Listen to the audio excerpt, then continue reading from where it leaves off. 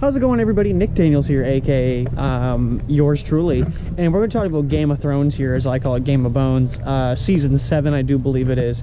So sit back, relax, grab a little popcorn, and enjoy. It might be a little. There's going to be a lot of spoilers, so if you haven't seen everything, like right up to where I'm talking about, which is the episode that they've just released, which I believe was episode 4 of season 7, you are in for a surprise if you haven't seen this. So what I want to talk about is what I really think is going to happen for the finale. Now, I don't know if that's exactly going to be 7 episodes I've been hearing they're going to do for the season, which it's a little sad, okay? Because that means there's literally only a couple episodes left. But the last episode we left on was where the Kingslayer was flying into the water. You know what I mean? From Daenerys' dragon there. Drogon breathed the fire. Somebody saved him. It looked like Bronn. Could have been that Dickon guy. They jumped into the water, and as far as I know, that's it. We haven't seen anything else. There hasn't been any big talk of anything like that. He's probably fine.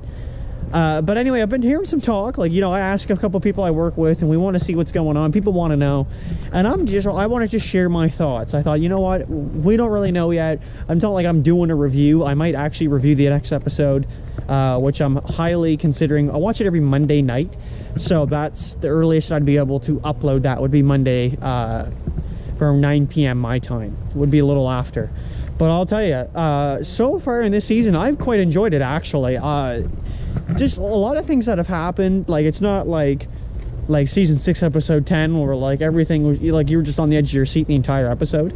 It hasn't been like that by any means in the season, but it's been absolutely good. I can't argue with what they're doing, what the whole 7 episodes kind of thing.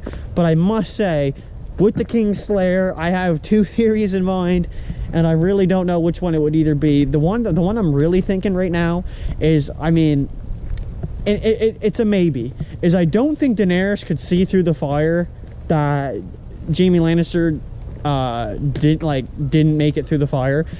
She couldn't see if he did or didn't live through the fire. She would just probably have assumed Drogon brought the fire, he was charging, he got torched, right? Well, maybe incinerated, and you know what, and maybe not, right? But I was hoping it's either going to be one of these 2 things. It's either she's going to see that he's gone, so just assume he got melted and turned to ash, literally, because he just would have ran right through the fire, right? So he would have been cooked, literally, and leave, and he can kind of swim off or something and get to safety. Or maybe they will capture him. I'm thinking one of the 2. Now, kind of for the season finale, she has now agreed to help Jon Snow as long as he bends the knee. I really don't think he's bending any knee. I really don't. Obviously he's going to return to not Castle Black, sorry. He's going to return home to Winterfell, and Bran's there. Well, as we know him as Bran, but he's kind of now the 3-eyed raven, and I absolutely think he's going to tell him about his heritage. And now I don't know how much of that's going to play in to factor with him and Daenerys, because realizing that they have actually they're relatable, right? Where right now it's just just some bastard and Queen Daenerys, right? And he's been named King of the North as a bastard. It just seems a little more odd. But if they do realize, okay, well, you know what, he does have the blood of the of the Targaryen bloodline, well, there you go. That would be interesting. Now, I don't know also how that would play in with the dragons, if they're gonna kind of look at him, he's not gonna have that connection, I don't assume. Hard to say. Okay, hard to say. I don't even think Bran can warg into one. That'd be cool, though. If Bran warged into a dragon, I'd be really feeling that, but I can't see it. I think it's way too far-fetched. Now, like I said, the way they left off in the last episode was where the dragon's burning, the dragon's burning all of the supplies and the money and things like that, and the food that they're getting. I don't know if they actually got money per se, but everything that they were pulling in from the house they were taking it all from there. Highgarden, right. Now, they were not stealing, they were taking everything from Highgarden, and so when the dragon's burning them, Daenerys is burning all that stuff, that's a lot of the Lannister army. Not all of it. Obviously they have they have people at the city at King's Landing, of course. That's just kind of an obvious one. Now, because like when Roose Bolton fought Jon Snow and Jon won out in the field, he still had like archers and stuff in the base. So you do have, he probably only had like 100 people in the base, but he still had at least enough that, like, worst case, they could probably fend off what was left if they didn't have any siege equipment. You know what I mean? Or like they could like wait them out, kind of thing. I don't think it's the case here, because especially if she rides in with a dragon, I think a lot of people are going to realize, like, basically Cersei is just at this point like so ruthless that I wonder if people will just kind of rally to the winning side, which obviously would seem to be Daenerys. Now, at first, actually, when she landed, it looked like Daenerys had the opportunity to just wipe them all out. Like, that's what it seemed. Like how everybody, like, she had Dorne backing her, she had Highgarden backing her, you know what I mean? She had the sides backing her. Half the Greyjoy fleet is backing her, and you know, and then two chances in, it doesn't seem the same, because, you know, the Lannisters give up Castle Rock. They literally give it up because they realized that Highgarden was more important, it was more valuable, right? And then where Balon attacks the fleet of the Unsullied that had gone in. So it's really interesting to see how that's going to play out. I think Balon's going to get taken out by the end of the season for sure. I think someone's killing him. I don't know who the heck it's going to be, but someone's killing him. As for Cersei, now I don't know if this is technically supposed to be the last season or they're doing the one more of 7 episodes, but as far as I've heard, this is the last.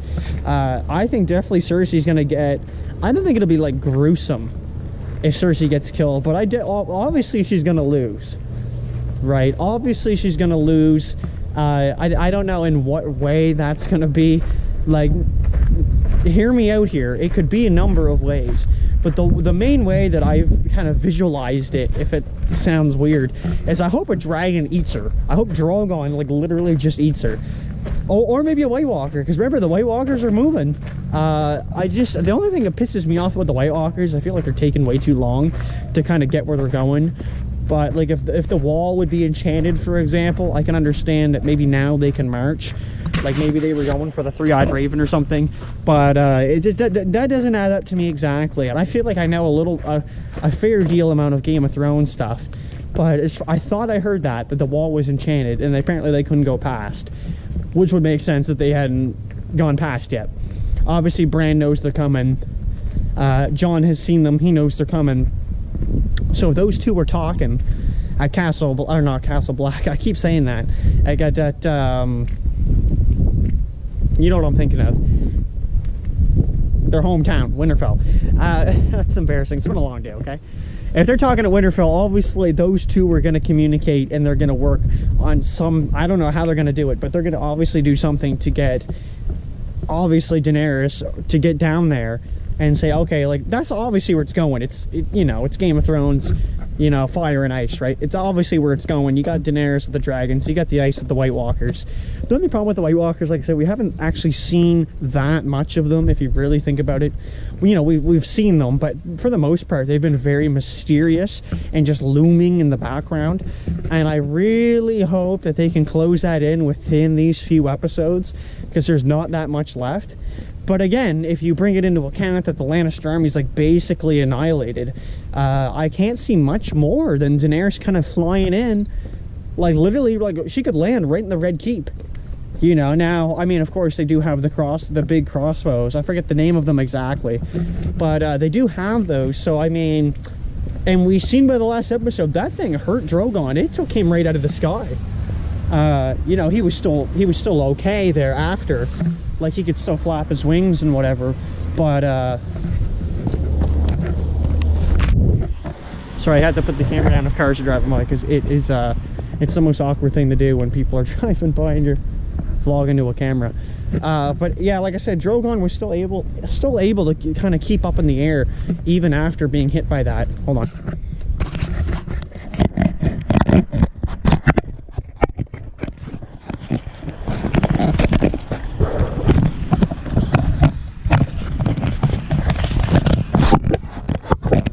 Okay, sorry about that. But anyway, car over there.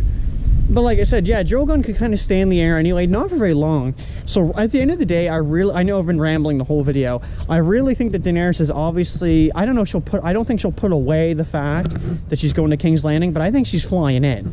That's absolute. Because on the trailer originally, you see that the dragon shadow over King's Landing. So, or I think it was the Red Keep, actually. So it'd be funny if she flew in. I'm not saying she'll necessarily kill Cersei, but I really hope that, yeah, the dragon does, like, rip her apart. That'd be kind of cool. Just saying.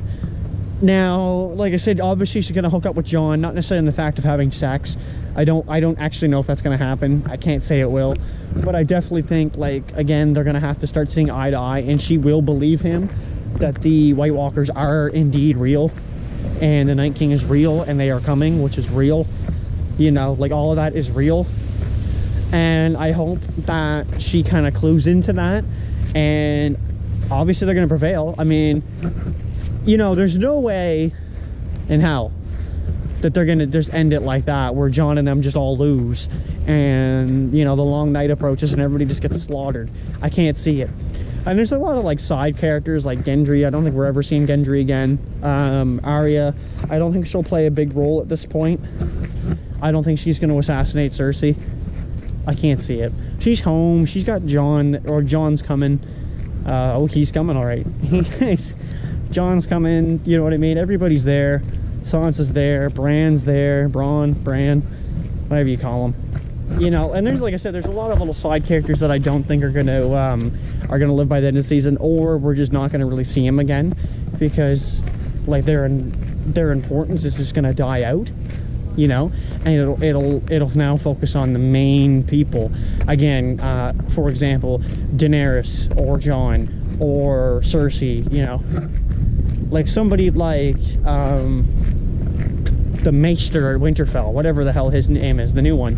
Like, nobody cares about that guy. You know what I'm saying? But anyway, guys, I hope you've enjoyed the video. I'm sorry for rambling, but that's kind of my thoughts on the Game of Thrones. Hopefully, we get some more insight on what the hell's going to happen here in the next few episodes, and we can kind of paint like a better picture. I might do like a review here on Monday. So, like I said, Monday night I might upload a review on the episode, and it'll be perfect because I'll have just watched it in the hour, and I'll be feeling it. So, thank you so much for watching, and good for you, Jack.